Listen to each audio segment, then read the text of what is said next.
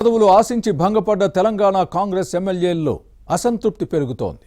AICC అధ్యక్షుడు మల్లికార్జున ఖర్గే నచ్చచెప్పినా వినలేదన్న చర్చ సాగుతోంది. వలసదారుల్ని ఆందోళనమెక్కించి కరుడుగట్టిన కాంగ్రెస్ నేతల్ని విస్మరించారని ఆగ్రహం వ్యక్తమవుతోంది. సామాజిక సమీకరణలు కుదరకపోవడంతో మంత్రి పదవులు ఇవ్వలేకపోయామన్నా ఒక పట్టాన వినలేదు.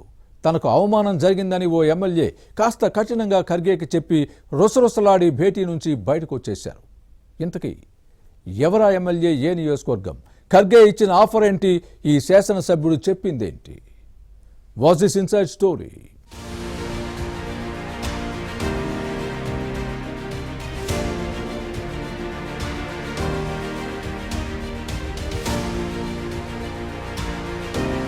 తెలంగాణ మంత్రివర్గ విస్తరణలో తమకు అవకాశం దక్కలేదన్న అసంతృప్తితో ఉన్న నేతలు ఏఐసీసీ అధ్యక్షుడు మల్లికార్జున ఖర్గేతో జరిపిన చర్చలు కాస్త హాట్ గా సాగాయి.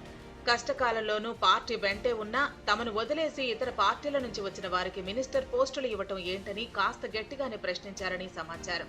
అలాంటి వారిలో మంచిర్యాల ఎమ్మెల్యే ప్రేమ్ సాగర్ రావు ఒకరు. తనను అవమానించారంటూ ఖర్గే ముందు కొండ బద్దలు కొట్టేశారు. మంత్రి పదవి తప్ప ప్రత్యామ్నాయాలను అంగీకరించబోమని స్పష్టం చేశారని పార్టీ వర్గాల్లో వినిపిస్తోంది.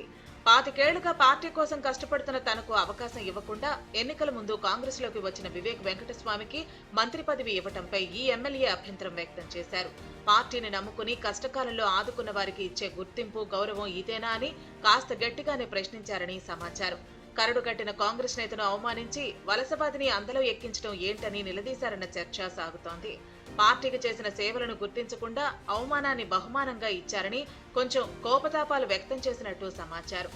బీఆర్ఎస్ అధికారంలో ఉన్నప్పుడు ఆర్థిక, రాజకీయ, వ్యక్తిగతంగా తనకు జరిగిన నష్టాన్ని ఏఐసీసీ అధ్యక్షుడి దృష్టికి తీసుకెళ్లారని సమాచారం. అయితే అన్ని నిజమేనని అంగీకరించిన ఖర్గే కొన్ని సమీకరణాలతో అవకాశం ఇవ్వలేకపోయామని, కేబినెట్ ర్యాంక్ ఉన్న ప్రభుత్వ చీఫ్ విప్ పదవి తీసుకోవాలని సూచించినట్టు తెలుస్తోంది.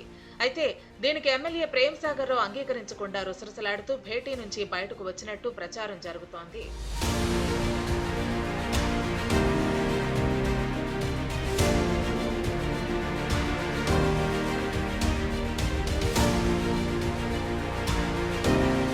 అధిష్టానం లెక్కలు ఎలా ఉన్నా ప్రేమ్ సాగర్ రావు ఉమ్మడి ఆదిలాబాద్ జిల్లా కాంగ్రెస్ లో అందరికంటే సీనియర్ నేత. 2.5 దశాబ్దాలుగా పార్టీని బలోపేతం చేశారన్న గుర్తింపు ఉంది. జిల్లాలో చాలా మంది నాయకులు పార్టీ మారినా ప్రేమ్ సాగర్ రావు మాత్రం కాంగ్రెస్ ను వీడలేదు. ఆర్థికంగా, రాజకీయంగా ఎదురుదెబ్బలు తిన్నా బీఆర్ఎస్ తో కాంప్రమైజ్ కాలేదన్న పేరుంది. రేవంత్ రెడ్డి టీపీసీసీ చీఫ్ అయిన కొత్తలో ఇంద్రవెల్లిలో కాంగ్రెస్ నిర్వహించిన దళిత, గిరిజన దండోర సభను విజయవంతం చేయడంలో కీలక పాత్ర పోషించారు. ఆ తర్వాత అప్పటి సీఎల్పీ నేత భట్టి విక్రమార్క పాదయాత్రకు ప్రేమ్ సాగర్ రావు అన్ని తానే వ్యవహరించారు. ఈ క్రమంలో కాంగ్రెస్ అధికారంలోకి వస్తే మంత్రిని చేస్తామని 2023 ఏప్రిల్ 14న మంచిర్యాలలో జరిగిన బహిరంగ సభలో ఏఐసీసీ అధ్యక్షుడు మల్లికార్జున ఖర్గే హామీ ఇచ్చిన విషయాన్ని గుర్తుపెట్టుకోవాలి. దీంతో తనకు మినిస్టర్ పోస్టు ఖాయమన్న ఆశతో ఉన్నారు. కానీ చివరకు నిరాశే మిగిలింది.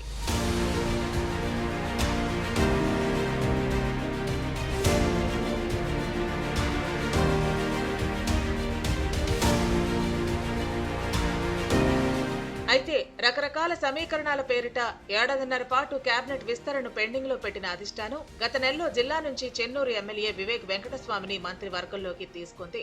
దీంతో ప్రేమ్ సాగర్ రావు నొచ్చుకున్నారు. అయినా అధిష్టానంపై బహిరంగంగా ఎలాంటి అసంతృప్తి వ్యక్తం చేయలేదు. రాష్ట్ర Congress in charge Meenakshi Natarajan, TPCC chief Mahesh Kumar Goud ఈ ఎమ్మెల్యే ఇంటికి వెళ్లి నచ్చజెప్పారు. ఏ కారణాలతో కేబినెట్ లోకి తీసుకోలేకపోయామో విశదీకరించారు. మరో 3 ఖాళీలు ఉన్నందున ఓపిక పట్టాలని సూచించారు. దీంతో కాస్త ఆలస్యమైనా తనకు అవకాశం దక్కుతుందన్న భావనతో ప్రేమ్ సాగర్ రావు ఎదురు చూస్తున్నారు. అయితే అధిష్టానం చీఫ్ విప్ పదవిని ఆఫర్ చేయడంతో తనకు వద్దని తిరస్కరించినట్టు తెలుస్తోంది.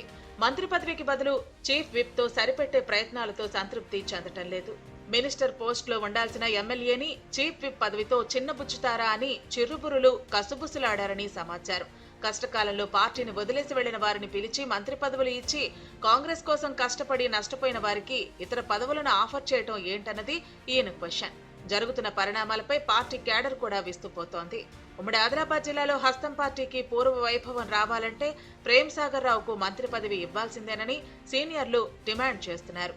ఏం జరుగుతుందో చూడాలి.